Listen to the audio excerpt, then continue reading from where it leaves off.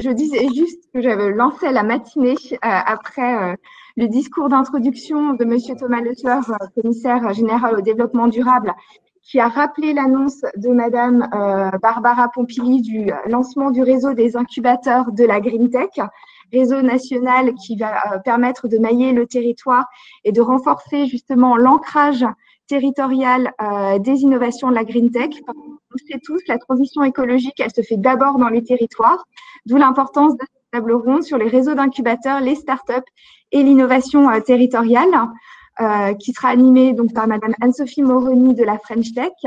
Et nous avons le plaisir de recevoir également François Vaught, CEO de Lumine, et nous attendons la connexion imminente de Monsieur Guilleux, qui est président du Technopôle Arbois Méditerranée. Madame Moroni, je vous laisse la parole. Merci beaucoup. Alors là, effectivement, vous entendez mieux, donc c'est parfait. Au niveau de la French Tech Toulouse, on est ravis voilà, de pouvoir échanger avec d'autres territoires au niveau de la Technopôle Arbois Méditerranée et avec Lumine qui nous faisait part de ne pas être sur notre territoire, mais un petit peu quand même, on en parlera tout à l'heure par rapport à leur stratégie d'investissement. Nous, au niveau de la French Tech Toulouse, on a la chance d'avoir l'incubateur Météo France qui, à l'époque, était donc labellisé incubateur Green Tech Verte. Il faut savoir que au niveau de la French Tech Toulouse, on souhaite investir de notre temps et au niveau de nos adhérents et des entreprises innovantes de ce secteur pour pouvoir faire rayonner un maximum ces entreprises et les aider à se développer et à grandir sur le territoire, mais aussi au niveau national. Ce qu'on croit véritablement, comme vous l'avez dit, que des très beaux projets peuvent être créés, expérimentés sur un territoire, mais je pense que ils ont tous une vocation à terme nationale et je pense que François ne pourra que confirmer, j'espère, mes dires. Donc, pour cette table ronde, nous attendions normalement Frédéric Guilleux qui n'est pas encore connecté.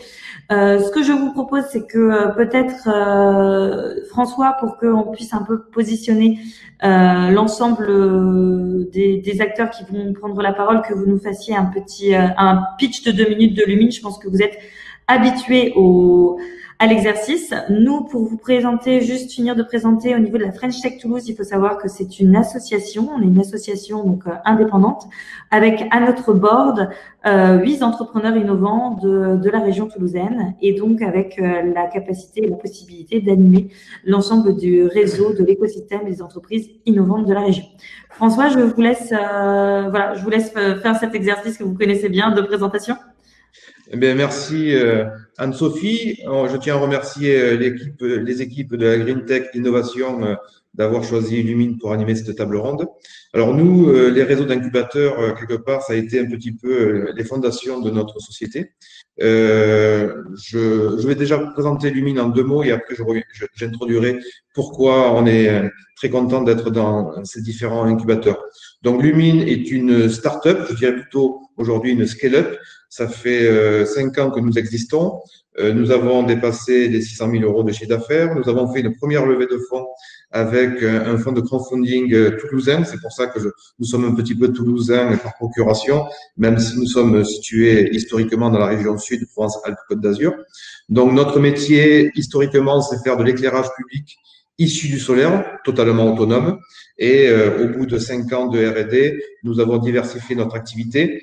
Donc, nos lampadaires sont totalement autonomes, mais pouvant être raccordés au réseau, hybride, un peu comme une voiture à la fois thermique et électrique.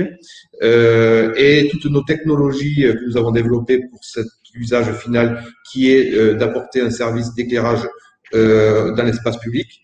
Notre métier aujourd'hui, c'est de capter du soleil, le stocker en batterie et le restituer de manière intelligente pour des usages. Donc, notre premier usage a été l'éclairage public. Et aujourd'hui, nous avons dupliqué ce savoir-faire dans la vidéoprotection. Donc, tout ce qui n'est pas raccordé au réseau et qui a besoin d'éclairage, nous intervenons.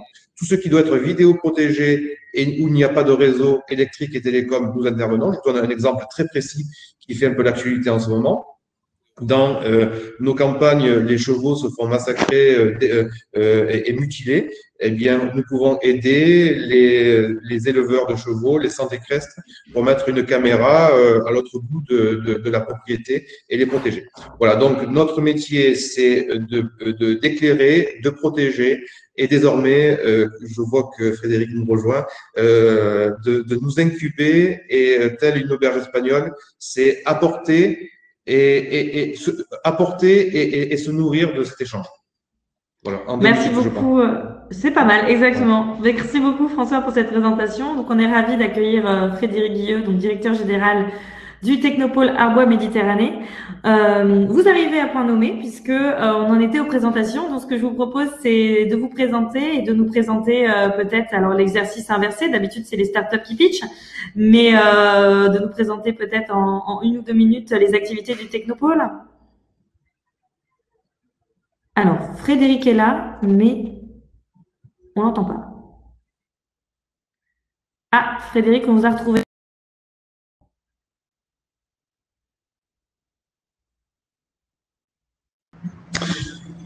Peut-être le temps, Anne-Sophie, le temps que Frédéric se connecte pour faire la liaison entre Toulouse, Aix et Lumine.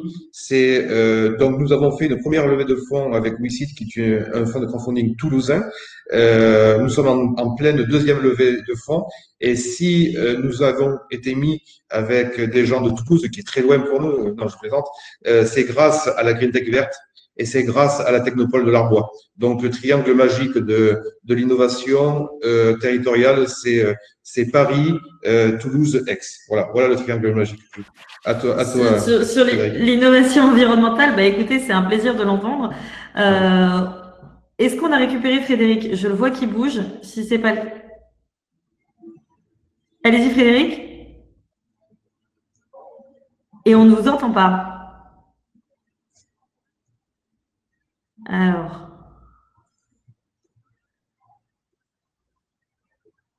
allez-y, parlez. J'arrive à lire que vous nous entendez bien, mais François, vous ne l'entendez pas? Je n'entends pas non plus. Vous ne l'entendez pas non plus. Ce que je vais faire, c'est que Frédéric, n'hésitez pas à parler à tout moment pour qu'on vous entende. Moi, je vais continuer sur une question vers vous, François, oui. Qui est quelque chose qui, je pense, au niveau de tous les réseaux d'incubateurs et de start-up, nous partageons en commun, qui est celle de l'accès au marché. Et celle justement de pouvoir vendre. Finalement, ce qu'on espère et ce qu'on essaie d'accompagner, c'est le développement des entreprises, leur croissance, et c'est une croissance que vous avez assez bien maîtrisée, surtout sur un secteur qui peut être assez complexe parce que vous avez en partie dans vos clients beaucoup de marchés publics. Et je pense que c'est une question assez ouverte et que nous, au niveau de la French Tech Toulouse et de toutes les French Tech, on essaye d'accompagner via le dispositif French Tech Central. Mais comme vous l'avez fait, est-ce que vous pouvez nous parler justement des étapes qui vous ont permis d'accéder à ces marchés publics, notamment celui que vous avez mis en place avec la région d'Aix, et sur ces fameux marchés innovants dont on entend beaucoup parler, mais on a rarement les exemples de leur concrétisation. Alors, je laisserai tout à l'heure, si Frédéric arrive à bien se connecter, de développer particulièrement le marché public que nous avons eu avec la métropole d'Aix-Marseille. Si ça vous dérange pas, Anne-Sophie, je vais plutôt aborder un sujet plutôt large et après un cas précis exposé par Frédéric. Donc déjà, pour connaître les marchés publics, déjà, il faut connaître le marché. Une des grandes parties de la technologie de Lumine réside dans notre technologie techno, au sens production, mais aussi dans presque la technologie de connaître tout le millefeuille français, surtout dans le secteur public. Qui fait quoi, qui achète quoi, qui maintient quoi, qui finance quoi et compagnie. Et c'est un vrai savoir-faire que nous avions en amont et que nous avons affiné au fur et à mesure. Nous sommes sur un marché d'innovation et de développement durable. Avoir des C2E, c'est stratégique. Connaître les appels d'offres d'achat innovants. Aujourd'hui, grâce au ministère de l'Environnement, on peut répondre aux appels d'offres, on peut répondre à des marchés publics sans appel d'offres. Et d'ailleurs, ça me permet de faire la promotion de cet outil au service des startups, parce que lorsqu'on fait un marché public ouvert au grand public, souvent, ce sont des produits étrangers ou des majors qui emportent la mise, alors que grâce à cet outil, une startup, une scale-up comme Lumine et tous les acteurs de la Green Tech verte peuvent gagner des marchés jusqu'à 100 000 euros. Aujourd'hui, un marché public, au-delà de 40 000 euros, il faut passer par appel d'offres.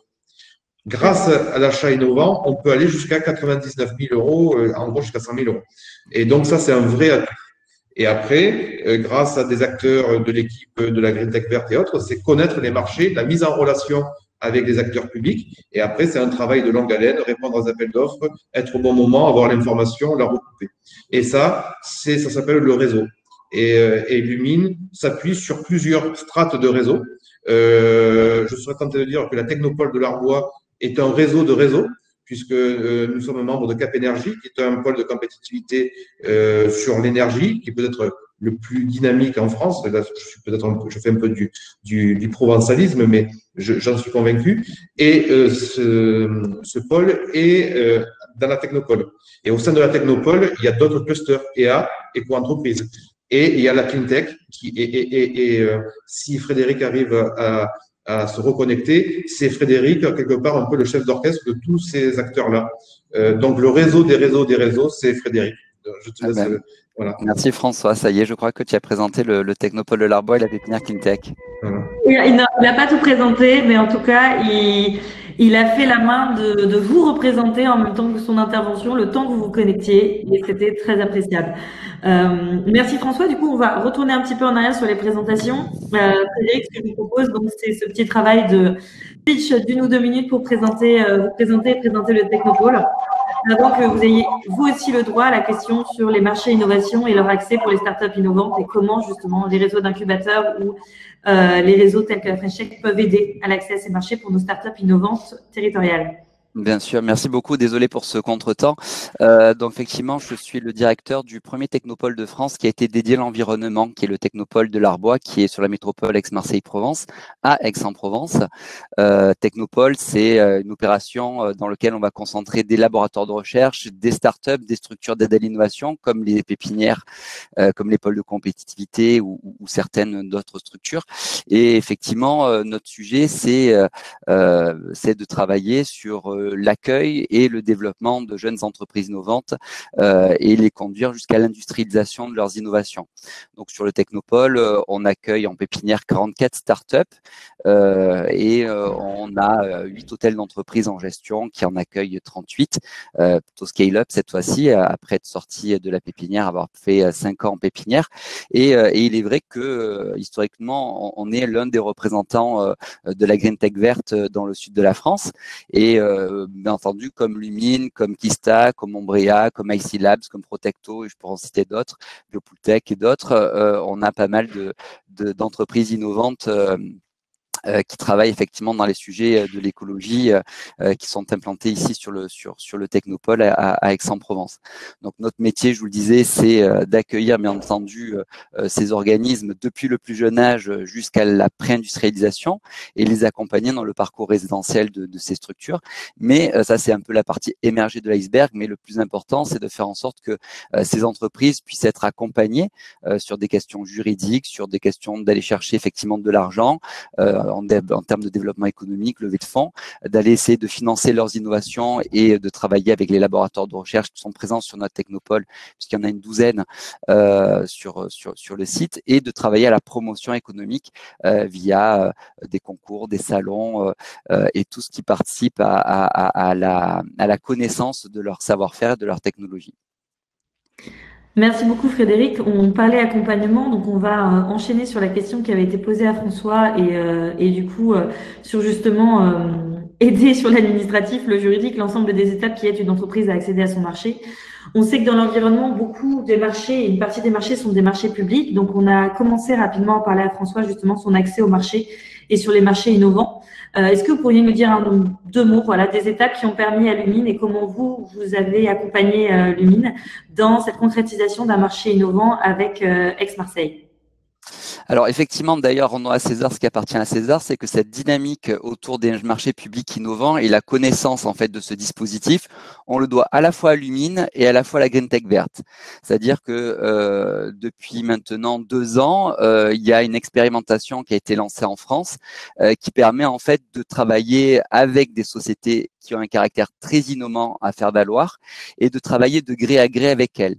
Donc, il y a une concertation qui est faite. Et bien entendu, il y a même une négociation phase de négociation sur les prix. Mais considérant que la société qui se présente à nous et qui a une solution à faire valoir pour des logiques à la fois d'aménagement ou de service, cette société peut être retenue sans passer par toutes les étapes assez longues et difficiles des marchés publics. Donc, sur le Technopole, historiquement, nous, on essaye de promouvoir les innovations qui sont développées ici pour aménager notre site. On a 2 zones d'activité qui font l'une et l'autre 75 et 90 hectares. On a plus de 120 000 mètres carrés à développer sur le site de surface de plancher. Et l'idée, c'est que ce territoire peut être aussi une formidable vitrine pour les organismes qui viennent s'y localiser. Et nous, on est un établissement public. Enfin, nous, on est la métropole Aix-Marseille-Provence. On est une des directions de la métropole Aix-Marseille-Provence. Et la métropole Aix-Marseille-Provence, la chance que l'on a, c'est qu'elle est très engagée dans cette logique achat innovant. La direction générale adjointe en charge de l'économie et de l'attractivité, et plus particulièrement la direction de l'innovation au sein de la métropole Aix-Marseille-Provence, conduit une vraie démarche de sourcing des innovations et de voir comment on peut référencer et aller chercher au sein de l'ensemble des marchés qui sont passés par la métropole Aix-Marseille-Provence, comment on peut essayer de faire en sorte que les innovations qui sont produites notamment sur le territoire provençal, comme disait François tout à l'heure, puissent être l'idée, c'est de réussir à les faire valoir. Et donc, l'outil marché public innovant est un formidable outil. Alors, comme je vous le disais, c'est une expérimentation. Elle va se terminer à la fin de l'année prochaine. Il faut vraiment essayer de faire un maximum de lobbying au niveau du ministère pour que ça puisse continuer en termes d'expérimentation, parce que ça permet aux collectivités de se doter d'outils et quelque part de trouver au sein de ces innovations un axe de différenciation pour le bien-être de sa population. Et nous, effectivement, sur le Technopole de l'Arbois, on va travailler avec des gens qui sont pas mal lauréats de la Green Tech verte, puisqu'il y a Protecto qui nous permet, on a beaucoup forcément de compteurs à eau sur le Technopole, puisqu'on gère pas mal de bâtiments, on en a 24, et les housses de protection de Protecto, qui est lauréat de la Green Tech verte, va nous permettre de détecter les fuites d'eau sur ces compteurs. Il faut savoir que là, par exemple, l'année dernière, on a perdu l'ordre de 150 mètres cubes sur une petite fuite qu'on n'arrivait pas à détecter. Alors vous me direz, à l'échelle d'un foyer, c'est beaucoup, à l'échelle du Technopole, ça l'est peut-être moins, mais quoi qu'il en soit, on n'a pas à gaspiller de l'eau potable à la mettre comme ça dans la nature. Donc si on avait eu les housses de protection de Protecto, on aurait évité ce coût écologique. On va effectivement aussi s'équiper, puisqu'on a un jardin participatif sur le Technopole, et Ombrea, qui est une des startups phares aussi du Technopole de l'Arbois, qui est effectivement membre aussi de la Green Tech verte, va couvrir ce jardin participatif de leur ombrière qui va protéger les cultures du réchauffement climatique et faire en sorte que entre midi et 2, les salariés qui sont sur le Technopole vont pouvoir mettre la main dans la terre. On va effectivement aussi s'équiper de bornes anti-moustiques de la société Kista, qui est aussi une entreprise phare de la Green Tech verte. Et François le disait, on va travailler avec Lumine pour faire en sorte que sur notre Technopole, notre parc technologique, où on a pas mal de candélabres. On va changer les têtes de candélabres pour utiliser la technologie Lumine qui a été awardée au CES de Las Vegas, qui avait reçu un CS Innovation Award sur le réchauffement climatique. Et c'était une des très rares sociétés mondiales, puisque je crois qu'à l'époque, François me dira si je me trompe, mais il y en avait eu 7 au niveau mondial et Lumine faisait partie de ces dernières. Et on va effectivement, grâce à cette Innovation Award et les brevets développés par Lumine, démontrer que ces têtes de mât autonomes qu'ils développent, on peut les utiliser sur le Technopôle. Et en gros, on va effacer 80% de la facture énergétique de l'éclairage public du site. Donc, c'est juste formidable pour nous parce que quelque part, ça permet à la fois de faire valoir l'innovation de notre belle scale-up, puisque c'est déjà plus une start-up, et à la fois de réduire nos factures d'électricité. Donc, voilà comment rejoindre l'utile à l'agréable. Merci beaucoup Frédéric. J'entendais qu'il y avait un gros travail de lobbying encore à faire. Je pense que ces événements sont là également pour ça, pour faire connaître les projets avec des applicatifs au niveau de l'environnement. Justement, j'ai envie de dire, question à vous François, au niveau de quelle évolution vous constatez en fait en termes de dynamisme sur les projets dans l'environnement par rapport à l'actualité actuelle. Est-ce que vous avez une impression qu'il y a un intérêt grandissant au vu du climat actuel vers des types de projets comme le vôtre? Et est-ce que justement les labels tels que la Green Tech Verte sont… Enfin voilà, de quelle manière ces labels vous aident en termes de marketing, de lobbying, d'image, de visibilité pour faire connaître votre projet? Ah bah c'est François qu'on n'entend plus. J'avais coupé mon micro pour pas avoir de bruit résiduel. Donc, les événements qu'il y a eu ces derniers temps, j'en prendrai deux. C'est les dernières élections municipales où les métropoles ont voté fortement écologique. Je ne ferai pas de politique aujourd'hui, mais il n'en demeure pas moins que pour une entreprise qui vend des technos qui répondent à ses besoins, pour nous, c'est un signe fort. Premier point. Et deuxième point, après la crise du Covid, il y a des plans de relance gouvernementaux où l'environnement est au cœur du sujet, je crois, à plus d'un tiers. Donc, il y a plus de 30 milliards d'euros destinés à l'environnement, à la ville durable et compagnie. Donc, on est au cœur de ces événements-là. Pour avoir ces informations, il vaut mieux avoir des relais avec un incubateur comme la Technopole Larbois, avec le réseau de la Green Tech Innovation à Paris. Et donc, tout cela fait qu'il faut avoir la techno, il faut avoir l'innovation, il faut avoir le culot d'ouvrir des portes et il faut savoir appeler les bonnes personnes. Les bonnes personnes, c'est des Mathieu, des Benoît à la Green Tech, c'est des Frédéric, des Ariane à la Technopole à l'Arbois. Et donc, c'est Lumine, un réseau, si on n'a qu'un acteur, je pense que c'est pas intéressant. C'est un peu comme la toile Internet. C'est les réseaux qui s'entrecroisent et qui font que la French Tech de Toulouse doit être dynamique. Nous, à Marseille, on a l'ex-Marseille French Tech qui est très dynamique, où on est membre. Lumine a été au Pass French Tech il y a quelques mois de cela. Donc, en fait, c'est un cumul d'informations et après, à nous de la digérer et de l'exploiter au mieux dans une démarche durable. Et d'ailleurs, Frédéric parlait du CES.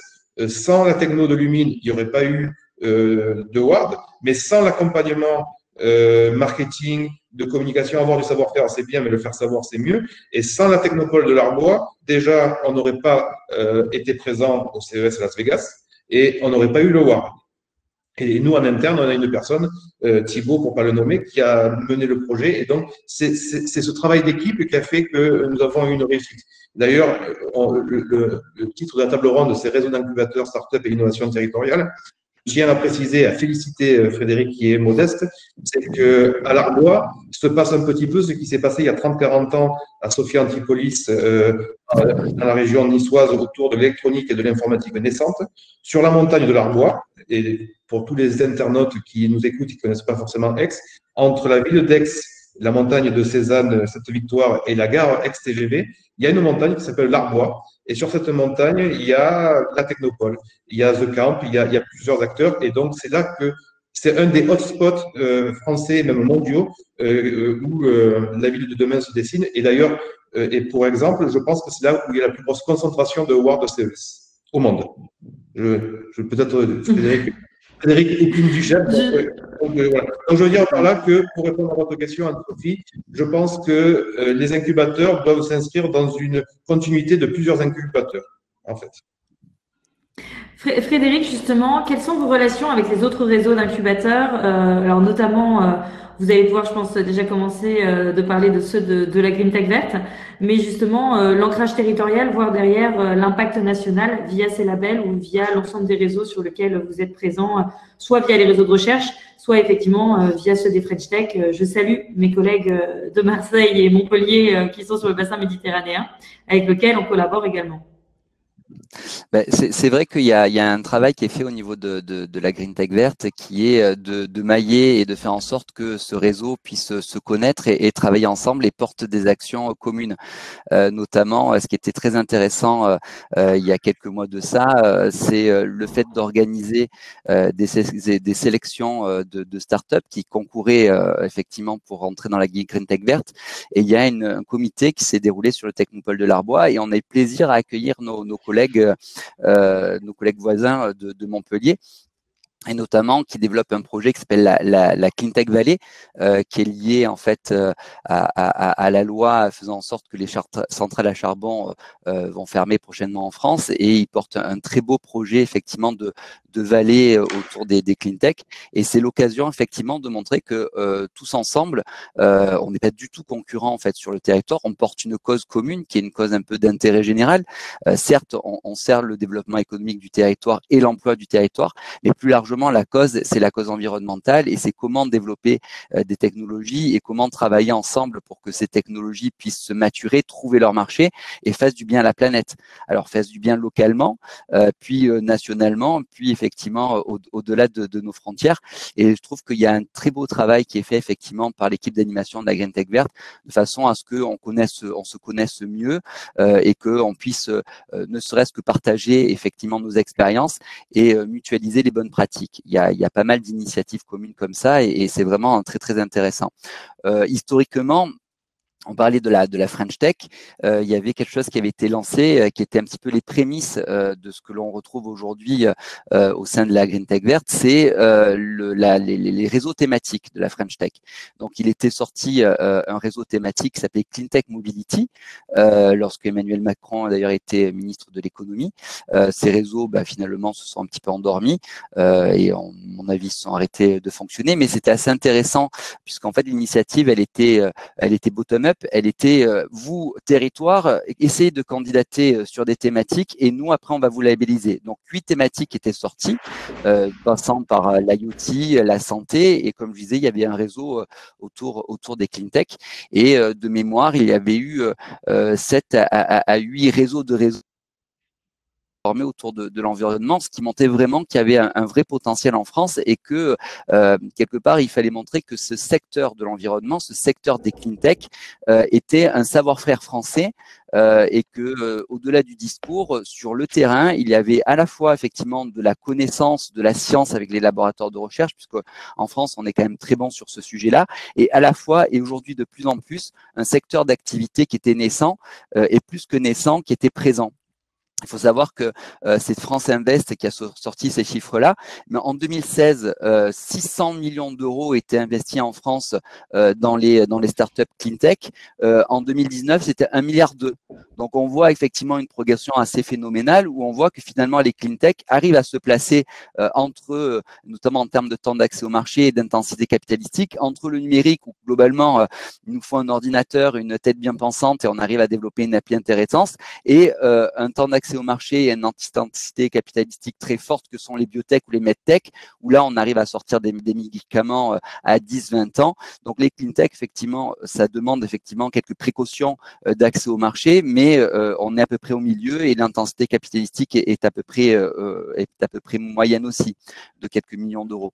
Donc, je pense que ce réseau qui est aujourd'hui tissé au niveau national, au niveau de la Green Tech verte, va continuer à s'étendre, va continuer à se nourrir des uns et des autres, et c'est vraiment une très très belle initiative.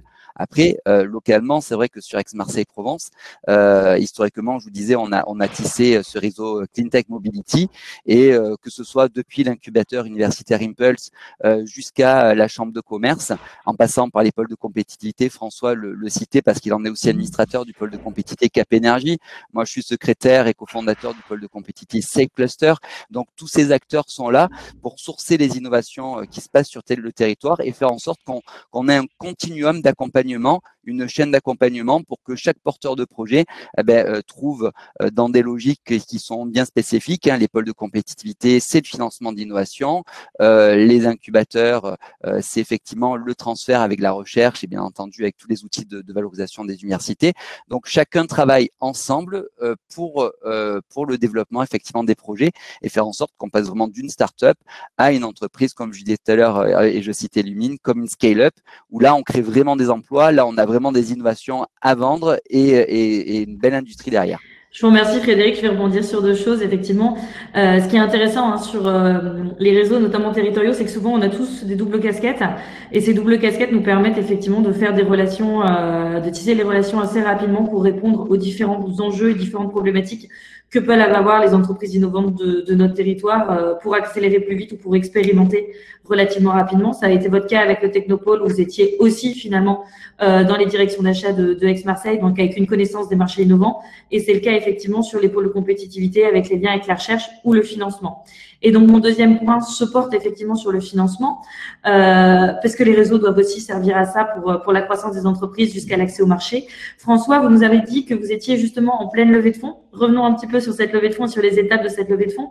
Ravi que vous soyez avec un acteur finalement toulousain. Donc, vous restez dans le sud de la France et vous ne montez pas encore totalement à Paris, parce qu'on entend souvent dire que tous les investissements se font à Paris. Est-ce que vous pourriez nous parler un peu de vos étapes d'investissement et de vos ambitions de recherche de fonds actuellement?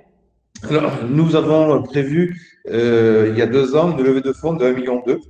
Et finalement, nous avons fait une demi-levée avec WeSeed avec 600 000 euros. Et comme on estimait qu'avec ce budget-là, on avait assez de moyens pour faire une première étape de développement, on n'a pas voulu trop diluer la société trop tôt. Et donc, on s'est fait presque une promesse avec WeSeed en se disant, on va faire une deuxième levée de fonds qui sera en fait le continuum de la première. Donc là, nous recherchons 600 000. 600 000 plus 600 000 égale 1,2 million. Si on peut faire un peu plus, on le fera. Pour après, derrière, chercher des VC et faire une levée peut-être plus conséquente ou un rachat par un gros industriel. Donc, pour nous, WeSeed, en plus, sans faire la promotion du crowdfunding, mais je pense qu'ils le méritent parce qu'ils sont très sympas et très dynamiques. Et d'ailleurs, ils sont toulousains, je crois qu'ils sont à Lyon, mais ils sont de plus en plus à Aix. Marseille, vous voyez, par le réseau, WeSeed connaît, les équipes de WeSeed connaissent les équipes de Frédéric. Donc, le réseau se fait. Et donc, la première levée de fonds avec 600 000 euros, nous avons eu 800 porteurs, donc ça faisait un ticket moyen avec 700-800 euros. Et en fait, sur ces 800 WeSeeders, on n'a pas 800 ambassadeurs parce que tous ne sont pas actifs, mais nous avons quelques dizaines, voire quelques centaines d'ambassadeurs qui nous donnent une information dans sa mairie au fin fond de la Polynésie française, qui est acheteur dans un grand groupe du CAC 40. Et donc, ça fait une communauté. Et donc, c'est pour cela que dans cette démarche, je dirais, presque humaine, et je pense que ça fait partie des traits de Lumine, nous avons un engagement RSE via la région Sud-Provence et le Côte d'Azur. C'est aussi un autre réseau. Donc, on était très contents de poursuivre l'aventure avec WeSeed. Et donc, nous avons commencé le 1er octobre. Et d'ailleurs, c'est un appel aux des investisseurs qui nous écouteraient. Il y a un décret d'application d'une loi européenne.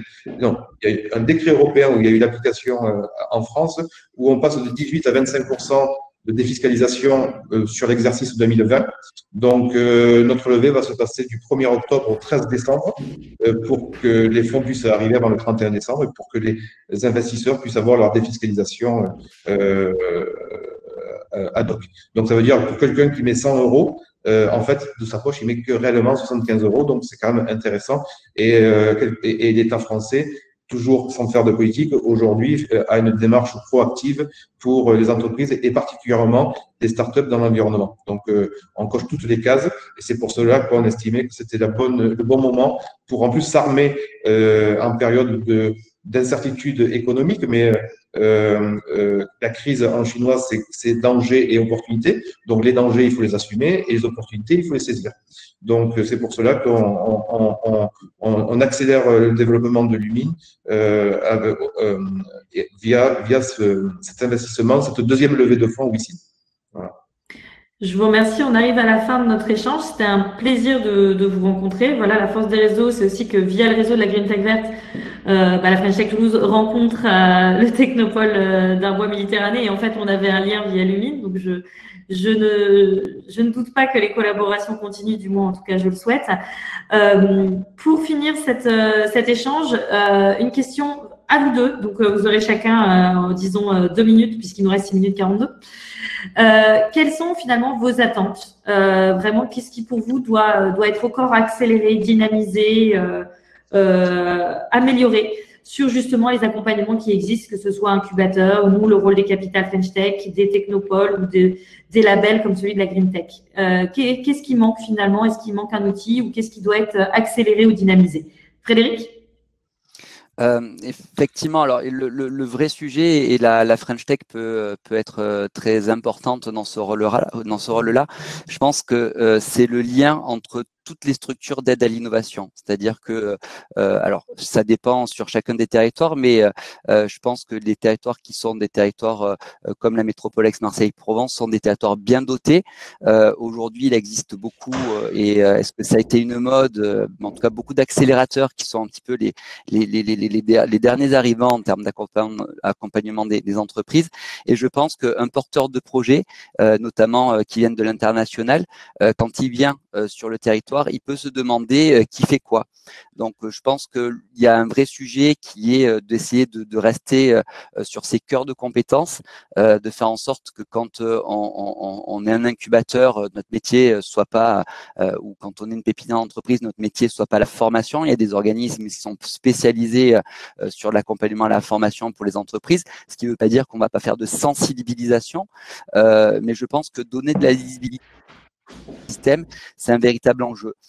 Donner visibilité aussi au niveau à nos réseaux d'incubateurs de la Green Tech verte, c'est aussi un enjeu pour dire que la France doit se positionner comme l'un des leaders mondiaux des Clean Tech ou des Green Tech. Et je pense que là, le rôle de la Green Tech verte est justement de réussir à ce message au plus haut niveau, au niveau des ministères, pour dire regardez ce qui se passe sur le territoire national, regardez à quel point cette thématique territoire, regardez comment on peut continuer et contribuer à aider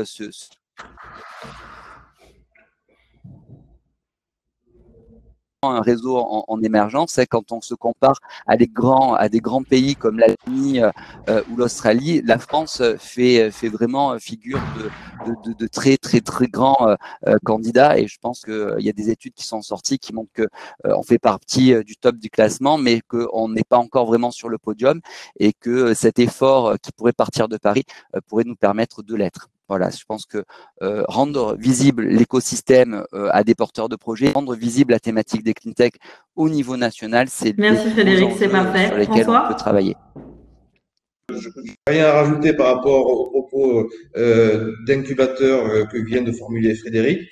Moi déjà, je donne un exemple presque en guise de conclusion, c'est que nous sommes dans un meet-up d'un incubateur national, la Green Tech, où des acteurs locaux et régionaux interréagissent. Et grâce à la Green Tech, on a aussi un incubateur international qui s'appelle Solar Impulse, où Lumine est membre et une des 1000 solutions. Et donc, quelque part, c'est strates locales, régionales, nationales et internationales. Et par contre, là où je l'ai déjà demandé et je le réitère, c'est que des subventions, des mises en relation, c'est très bien pour une société, pour une start-up, mais pour les start-up qui réussissent à grandir et qui deviennent scale-up à vocation à devenir ETI, c'est la facilitation à l'achat et au bon de commande, puisqu'une entreprise ne peut vivre que par le bon de commande. Donc, c'est une facilitation à l'accès au marché public. Donc, l'achat innovant est une solution. D'ailleurs, je vois que l'assistance Green Tech arrive. Donc, je fais un message direct à la Green Tech. C'est que les appels d'offres vont passer de 40 000 à 100 000. On l'a lu dans les journaux. Ce serait bien que l'achat innovant ne reste pas à 100 000, mais passe à 150 000, voire plus. Sinon, il n'y aura plus d'intérêt à passer par l'achat innovant. Premier point.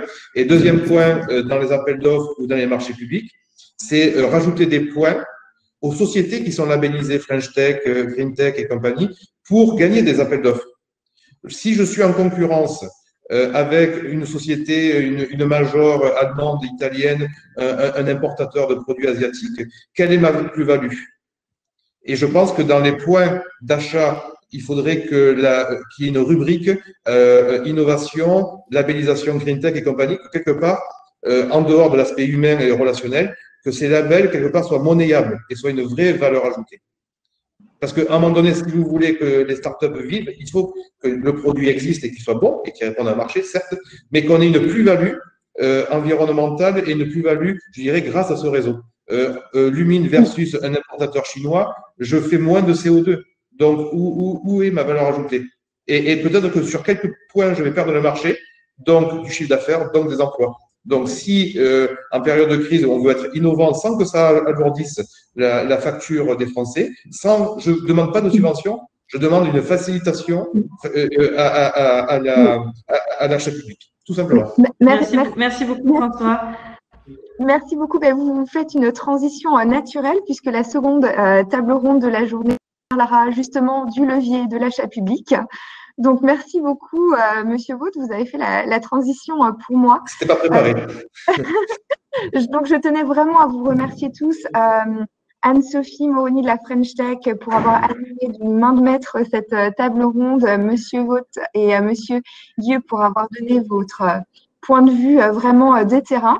Et je sais qu'il y a peut-être encore de l'attachement au label Green Tech verte, mais comme la ministre l'a annoncé, maintenant on devient Green Tech Innovation. Green Tech Innovation. C'est ceux qui étaient là au début. Qui disent Green Tech verte, en fait. Voilà, c'est les pionniers au contraire. Mais, exactement. Merci beaucoup à tous et puis je vous souhaite une bonne fin de conférence. Au revoir. Merci beaucoup.